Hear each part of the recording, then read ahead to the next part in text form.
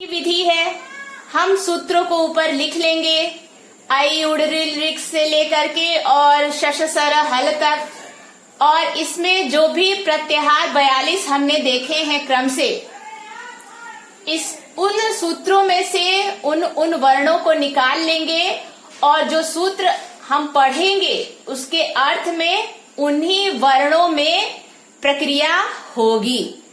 तो ये हमारे 42 प्रत्याहार हो गए, जिसको महर्षि पाणिनि ने अपने अष्टाध्यायी में सूत्रों में प्रयोग किया है। और मात्र इन्हीं 42 प्रत्याहारों से संपूर्ण संस्कृत व्याकरण बना है। यह बहुत ही वैज्ञानिक विधि है, बहुत ही संक्षिप्त विधि है। इससे संक्षिप्त और कुछ भी नहीं, इससे संक्षिप्त और हम कुछ बना ही नहीं सकते। और विद्यार्थियों को मैं ये कहना चाहूंगी, अपनी कॉपी में एक अलग से, जैसे एक लाइन में अ वर्ण पहले लिख लें, उसके साथ जो अ से आने वाले प्रत्याहार हैं उनको एक साथ लिख लें, उसकी नंबरिंग दे दें। इसी तरह ई लिख लें, ई वर्ण के साथ एरो दे करके, और जो भी 3 प्रत्याहार हैं उसको लिख लें। इसी तरह सारे वर्णों को और उससे बनने वाले प्रत्याहारों को अलग अलग लिख लें। और इसको आप याद करने के लिए मैं एक ट्रिक बताती हूँ। इसको एक अपने चार्ट पेपर पे आप लिख लें और लिख करके अपने पढ़ने वाले टेबल के पास लगा दीजिए दीवार पे।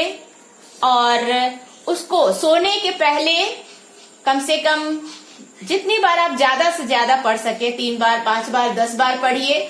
और सुबह उठ करके फिर उसको आप दोहरा लीजिए। 2, 3, 4 दिनों में आपको यह पूरा कंठस्थ हो जाएगा। शुरू में थोड़ा आपको कठिन लगेगा, लेकिन जब आप पढ़ने लगेंगे क्रम से तो आपको यह बहुत ही सरल लगेगा, बहुत ही आसान लगेगा और आपका पढ़ने में मन लगेगा। और यह आपके कोर्स में भी है 10वीं बोर्ड में कि प्रत्याहार क्या है, प्रत्याहार सूत्र, प्रत्याहार बनाने की विधि, 42 प्रत्याहार, उसमें कौन कौन से वर्ण आएंगे।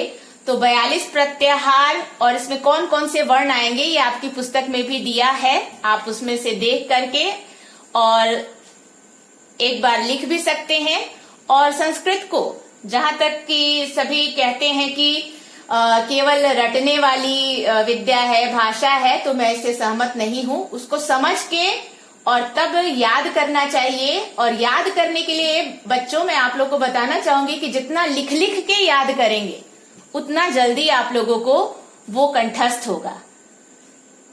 और अब हम लोग, मैंने कहा था कि मैं आप लोगों को वो पुस्तकें भी दिखाऊंगी, तो आइए हम लोग महर्षि पाणिनि द्वारा रचित अष्टाध्यायी, खासकर मैं अपने संस्कृत के बच्चों को दिखाना चाहती हूँ, यूपी बोर्ड के सरकारी विद्यालय के बच्चों को।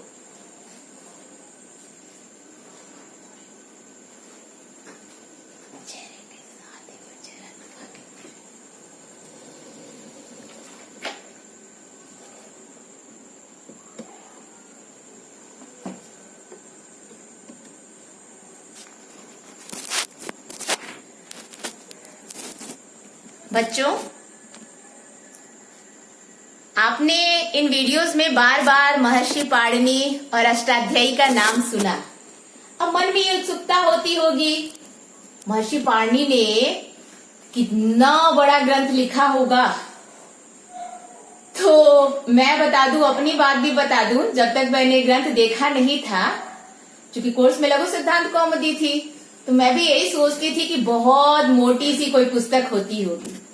लेकिन महर्षि पाणिनि का जादू आप लोग भी देखें। ये है महर्षि पाणिनि की अष्टाध्यायी। महर्षि पाणिनि की ये अष्टाध्यायी है। और आपको आश्चर्य होगा कि यही इतनी पतली सी पुस्तक अष्टाध्यायी पूरे संस्कृत व्याकरण का क्या है, खजाना है। और देखिए, यहाँ से माहेश्वर सूत्र शुरू हो रहा है और 8 अध्यायों में यह पुस्तक है। और इसमें आप थोड़े से परिचित हो जाएं, आपको भी मैं दिखा दूं। ये देखिए, अथ प्रथमो अध्यायः अथ पाणिनि सूत्राणि। ये देखिए, अथ प्रथमो अध्यायः अथ पाणिनि सूत्राणि। ये प्रथम पाद है, चरण में विभक्त है और इसका पहला सूत्र है वृद्धिरादय च। यहाँ से यह शुरू हुआ है। और ये पुस्तक देखिए, इतनी पतली सी पुस्तक महर्षि पाणिनि की। ये आपने देखा ये पुस्तक? आप लोग इससे जरा परिचित हो जाएं। ये न कहें बच्चे कि हमने अष्टाध्यायी नहीं देखी। कोर्स में जो है उसका आपके पाठ्यक्रम के अनुसार से पुस्तक में दी गई है। तो ये हो गई अष्टाध्यायी महर्षि पाणिनि की वैज्ञानिक पुस्तक। देख रहे हैं ना, सूत्र शैली में निबद्ध है। इसके बाद मैं दिखाती हूँ इसकी जो टीका लिखी गई है, जो अष्टाध्यायी की टीका है, वो भट्टोजी दीक्षित ने, आचार्य भट्टोजी दीक्षित ने ये वैयाकरण सिद्धांत कौमुदी लिखी है। सिद्धांत कौमुदी, ये अष्टाध्यायी की ये टीका है, यानी उसके सूत्रों की व्याख्या लिखी गई है। ये मेरे पास अभी मैं एक भाग दिखा रही हूँ, इस तरह की 2 भाग में यह पुस्तक है। ये देखिए, ये सिद्धांत कौमुदी, ये क्या है याद रहेगा ना, अष्टाध्यायी की टीका है। इसके बाद अब इसकी टीका यानी इसके सूत्रों की और सरल व्याख्या की गई इसमें। ये है लघु सिद्धांत कौमुदी। लघु सिद्धांत कौमुदी, ये देखिए, ये जो सिद्धांत कौमुदी थी उसकी टीका है ये लघु सिद्धांत कौमुदी। ये आचार्य वरदराज ने लिखी। इससे आप परिचित हो जाइए। और एक मजेदार बात बच्चों ये कि देखिए, सबसे पहली पुस्तक ये है, इसकी टीका ये उससे मोटी हो गई और उससे भी मोटी हो गई उसकी टीका। अब आप बताइए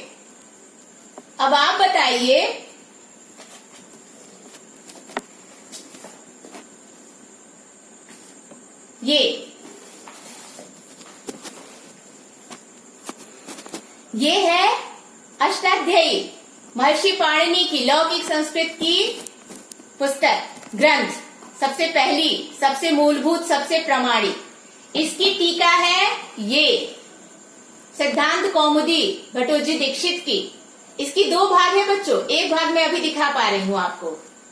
और इसकी टीका ये लघु सिद्धांत कौमुदी।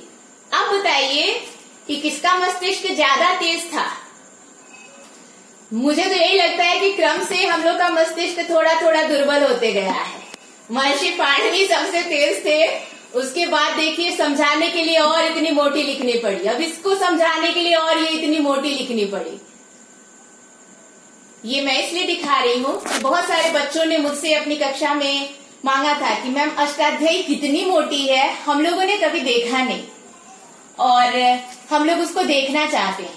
इसलिए मैंने ये पुस्तक दिखाई बच्चों को इस वीडियो में, क्योंकि मैं ये बता चुकी हूँ कि मेरा उद्देश्य है यूपी बोर्ड के, जहाँ मैं पढ़ाती हूँ मेरे जैसे विद्यालय के बच्चों के लिए, सरकारी विद्यालय के बच्चों के लिए, जो कि बहुत सारी चीजें नहीं देखें।